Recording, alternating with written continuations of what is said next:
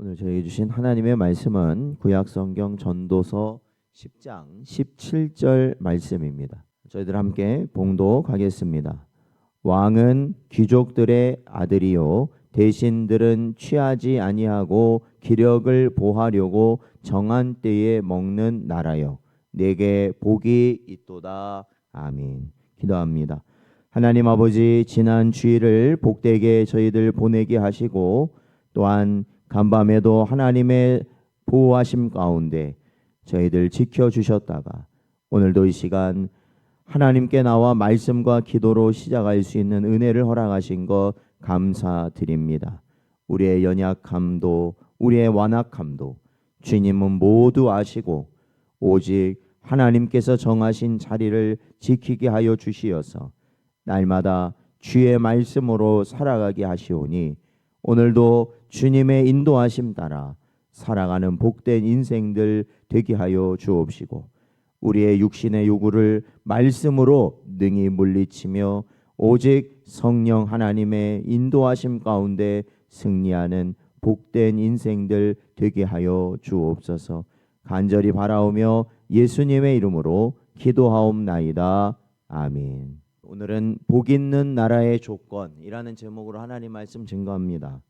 오늘 저희들은 전도서 10장 17절 말씀을 본문으로 살피는데 저희들이 앞서 살펴보았던 10장 16절은 이 왕은 어리고 대신들은 아침부터 잔치하는 나라여 내게 화가 있도다라고 말하고 있습니다. 이것은 이 정치 지도자들의 미성숙과 방탕함이 나라 전체에 화를 가져온다라는 의미를 갖고 있습니다. 그러나 오늘 본문인 17절은 반대로 왕은 귀족의 아들이요 대신들은 취하지 아니하고 기력을 보호하려고 정한 때에 먹는 나라여 내게 복이 있도다라고 선언합니다. 그러니까 이 16절과 17절을 같이 읽어보게 된다면 복 있는 나라와 불행한 나라가 어떠한 차이점을 갖고 있는지 분명하게 알려주고 있다라는 것입니다. 즉 지도자의 성숙함과 절제된 삶이 공동체 전체의 복을 결정짓는 기준이 된다라는 것입니다. 이 말씀은 단지 정치에만 국한된 것이 아니라 이것은 교회와 가정과 공동체 모든 영역에 동일하게 적용되는 원칙입니다. 자, 오늘 본문에 보면 이 귀족의 아들이라는 표현이 있습니다. 그러니까 저희들이 16절을 보면 16절에서는 왕이 어리다라고 말을 하고 있거든요. 그러니까 이거는 그냥 단순히 나이가 어리다라는 게 아니라 미성숙하다, 준비가 되지 않았다라는 것을 의미하는 겁니다. 근데 오늘 본문에서는 왕이 귀족들의 아들이다라고 말하고 있는데 이것은 이 혈통, 그러니까 귀족이라는 혈통만을 의미하는 것이 아니라 사실은 왕이 되기 위해 준비되고 교육받은 그러한 자를 의미한다라는 것입니다. 그러니까 미성숙한 자가 권력을 가지면 어떻게 되겠습니까? 뭘 할지도 모르기 때문에 자기의 마음대로 했을 때 당연히 혼란이 찾아올 것입니다. 그러나 준비된 자가 지도자가 된다면 어렸을 때부터 교육을 받고 왕으로서 지켜야 할 것들을 잘 섭렵한 자가, 준비된 자가 왕이 된다면 당연히 질서가 생기고 나라가 안정되게 된다라는 것입니다. 예수님께서도 이 제자들을요 어떻게 하셨냐면 예수님이 공생의 3년 동안 제자들을 어떻게 하셨습니까? 함께 동행하셨잖아요. 이거는 제자들을 어떻게 하신 거냐면 바로 3년간 훈련시키신 거라는 겁니다. 가르치신 거라는 거예요. 사실 예수님이 그 3년간 기적을 베푸시고 또한 이 하나님 나라의 복음을, 천국 복음을 전하시고 하는 모든 일련의 모든 것들, 물론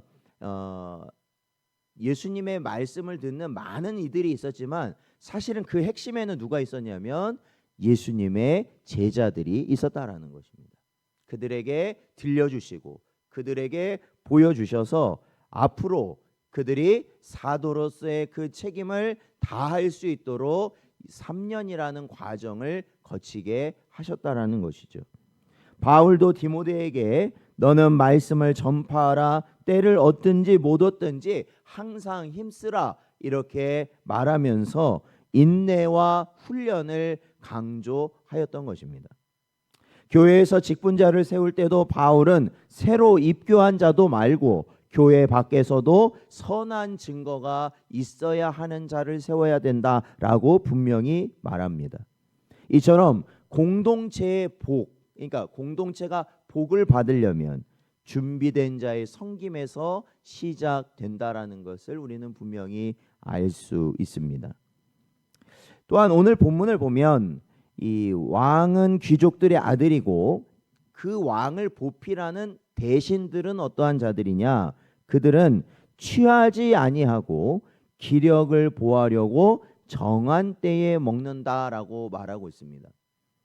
그러니까 이것은 무엇과 이 비교가 되냐면 16절에 보면 대신들은 어떻게 한다고 말하냐면 아침부터 잔치한다라고 말하고 있거든요. 아침부터. 그러니까 이게 잔치라는 게 좋은 의미도 있지만 여기서 말하는 잔치는 좋지 않다라고 제가 말씀드려요. 부정적인 의미다. 그러니까 이게 뭐겠어요?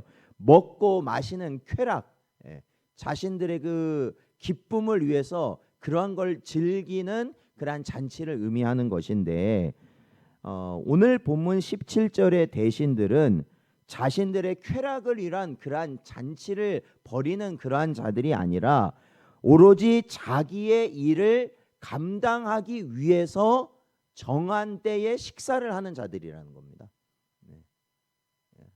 그러니까 자기의 책무, 자기의 사명을 감당하기 위해서 식사하는 그러한 삶의 자세를 보여준다라는 것이죠.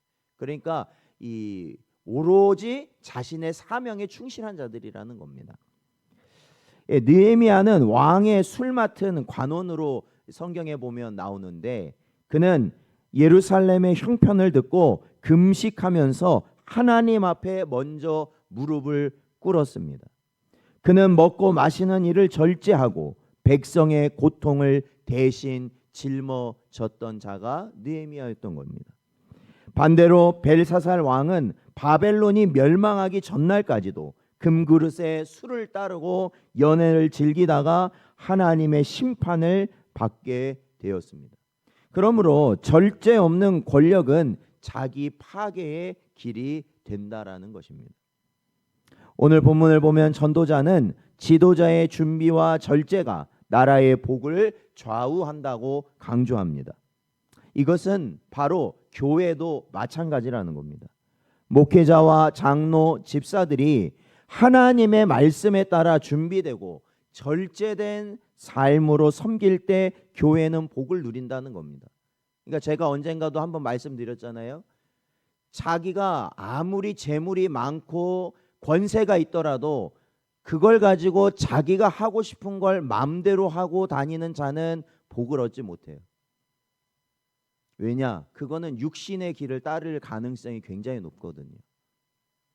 그러니까 할 수 있어도 어떻게 하는 거예요? 성도들은 절제하는 거예요. 더 많은 거를 먹을 수 있어도 절제하는 겁니다. 더 많은 거를 누릴 수 있어도 절제하는 거예요. 왜? 그렇게 할 때 우리는 하나님께 방향을 맞추고 살아갈 수 있기 때문에 그래요. 그러니까 절제하는 게 복이에요. 가정도 마찬가지입니다.